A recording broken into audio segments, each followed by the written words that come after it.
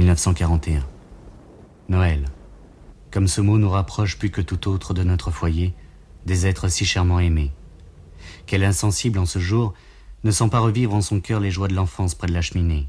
Mais pour votre papa prisonnier, ce sera également un jour triste et mélancolique, car il ignore quel sera le Noël de sa bien-aimée et de ses petits. Mais surtout, il sait que malgré tout son courage, sa petite Marianne ne pourra pas ce matin, en embrassant nos chers petits, s'empêcher de pleurer. Pleure, mon amour, ton Roger te le permet, et s'il était seul dans un coin, il en ferait autant. Ces larmes qui voudraient couler sont sur le bord de mes yeux, et je ne pourrais dire si cela est dû à la pensée de ces tristes Noëls que nous passons depuis 3 ans, ou bien au souvenir de ceux que nous avons passés ensemble.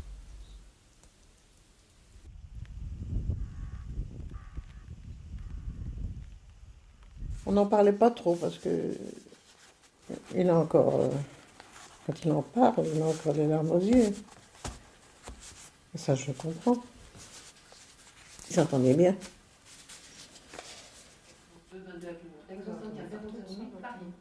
Bon, maintenant, il faut les demander à Paris.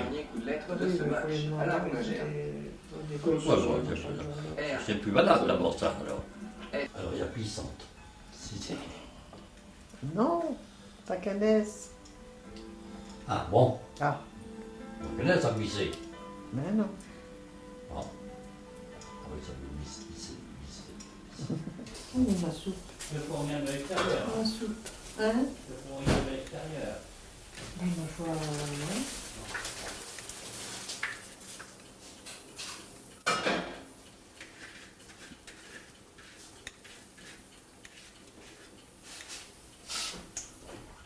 C'est meilleur avec du pain. J'aime autant avec du pain, oui, moi j'aime. Mais tant qu'on fait des beaux pains qu'on fait de temps en temps. Peut-être le cœur ne l'aime pas. Eh pas oui, mais moi j'aimais bien, toi. Ben oui.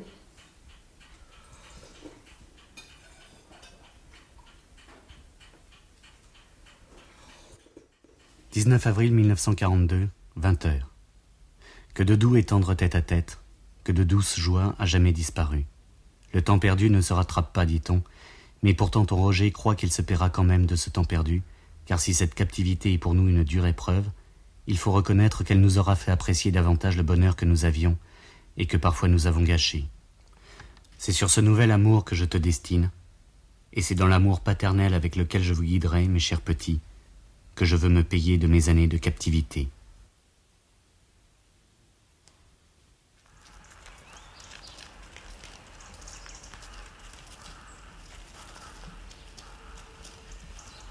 « 2 mai 1942. Il est vraiment lourd le silence depuis ta dernière lettre. Peut-être y avais-je mis trop d'espoir, car j'espérais la santé meilleure pour ma petite Marianne. Hélas, mon cœur s'est serré davantage car tu n'es pas guéri. N'est-ce pas pour toi, pour nos chers petits, que je sais garder tout mon courage, toute ma douce espérance? Et je n'ai même pas eu, ni dimanche, ni aujourd'hui, la consolation de pouvoir t'envoyer quelques lignes d'espoir. Ton Roger est là, dans la grande chambrée, avec un cœur et beaucoup de pensées que je te transmets en regardant ta chère image. Il m'a dit que vous pourriez partir le 21 quand même. Du moment qu'on monte dans le train. Parce que midi. oui, avant le mois de décembre, tu vois, le 21, à midi, oui. Mais enfin, comme il fallait que je donne une date, j'ai pris 15 nuits. Hein. Oui, Voilà. moi ça m'est égal. Voilà.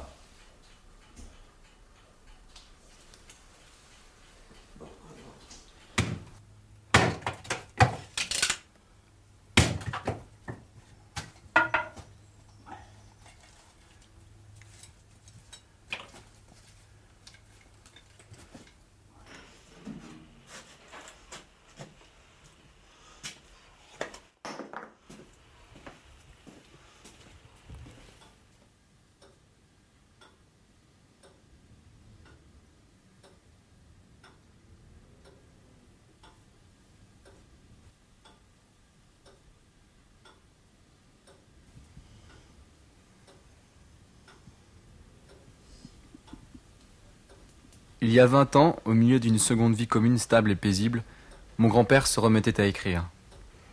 Tous les 2 ou 3 jours, les faits et gestes du couple, le temps de la journée, sont notés sur un agenda.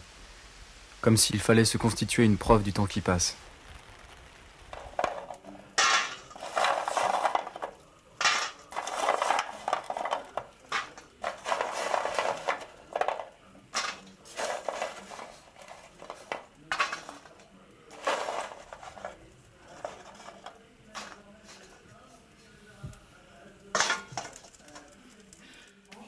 s'explique naturellement par l'hypophyse des ruminants que les chercheurs ont copié par génie génétique et qui, injectés aux vaches, accroît de 20 à 30% leur production laitière. Ils mettent plus ultra des produits dopants, indétectables et inoffensifs, affirment les firmes pharmaceutiques américaines, bien décidées à l'exporter en Europe. Mais certains chercheurs estiment que cette hormone soumet les vaches à un stress chimique dangereux. Agenda, 12 novembre. Légère brume le matin, puis journée correcte malgré petite pluie. 10 heures, chercher horaire de train pour Carnoux. Préparer petit bois cuisinière, courrier d'hiver, grillade de châtaignes, soirée télé. Aujourd'hui, grande a été ma joie de trouver une lettre de ma bien-aimée, qui est venue remettre de l'espérance dans mon cœur en me disant qu'encore une fois, malgré 2 échecs, tu essayais de me faire libérer. Je cherche en vain qui pourrait nous donner cette joie, ce bonheur de réunir de nouveau 2 êtres qui, même dans les pires moments, n'ont pas désespéré. Car oui, ma petite femme chérie, nous devons toujours garder intact dans nos cœurs l'amour pur et fidèle que nous avons uni il y a bientôt 10 ans, dans un doux lien que rien ne pourra briser, hors Dieu, qui seul peut nous rappeler à lui.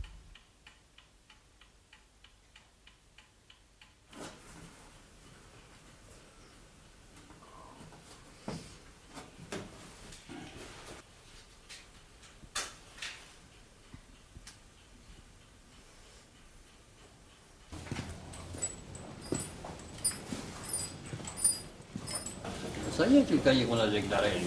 Sur le Ah cahier. ben oui, mais on n'avait pas de secrétaire quand on a calculé ça, on était en réunion mairie. Oui, parce que l'équipe de Le prochain football, associé. elle a été fondée en même temps. Après, Après l'équipe de football oui. Donc, je crois, nous, Je on- crois. Hein. Bon, je pense que je vais avoir ça dans les archives. Hein. Bon, Voilà. je vous perds la prochaine fois. Hein. Oui, oui, oui. Gitane, non? Bon, bonsoir, messieurs, dames. Bonne soirée.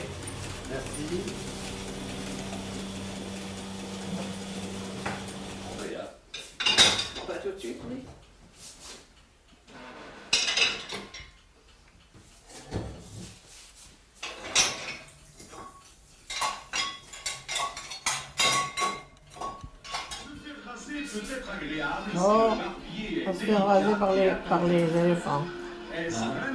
On va se faire raser par les éléphants. Voilà.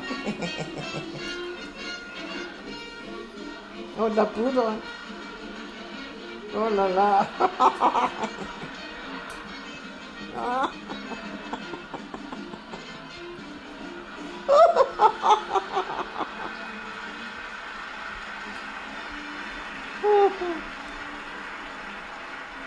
Ah bah, les deux, ils sont bien rasés. Et je vous propose un moment de rafraîchissement avec les comiques du cirque américain sur glace.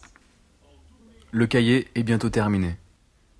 Et si l'attente, la solitude et l'absence ont magnifié son amour pour sa femme, elles ont aussi exacerbé le nationalisme acharné du jeune militaire.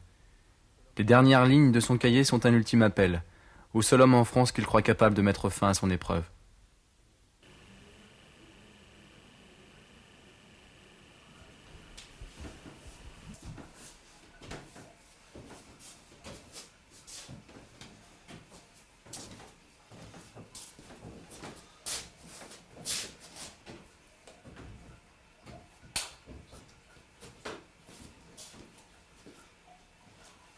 Je me dis que mes années de captivité me seraient plus légères si, après mon retour, j'avais la certitude que nos fils n'auront pas à craindre cette triste chose qu'est la guerre. Ah, si les jeunes étaient instruits d'après les principes de notre cher maréchal, la France pourrait vite espérer des jours meilleurs, sans esprit de haine ni de vengeance. Depuis plus de 2 mois, je ne sais ce que la France fait politiquement. Mais je pense à vous, maréchal, au lourd travail que vous faites pour changer la manière de voir de mes compatriotes. La foi chrétienne qui brûle en vous vous interdit de vous arrêter. Continuez, maréchal, il y a dans les camps de prisonniers des fils fidèles qui croient en votre grandeur. Ils sont prêts à vous suivre dès que nous serons sur le sol de France. Faites que cette année soit la dernière que nous passons loin de vous, loin des nôtres. 31 mai 1942.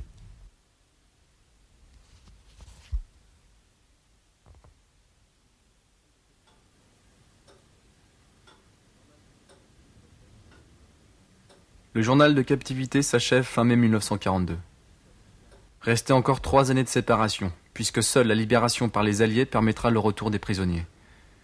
3 années de commando, de silence et d'impuissance. 3 années pendant lesquelles le régime de Vichy, si cher à mon grand-père, collabora, déporta et lutta contre ceux qui finalement lui rendirent sa liberté. 3 années pendant lesquelles le mari continua d'écrire à sa femme, sur un autre cahier, pour conjurer la frustration du peu de mots d'amour qu'il pouvait lui envoyer. Un second cahier qui n'a jamais été ouvert.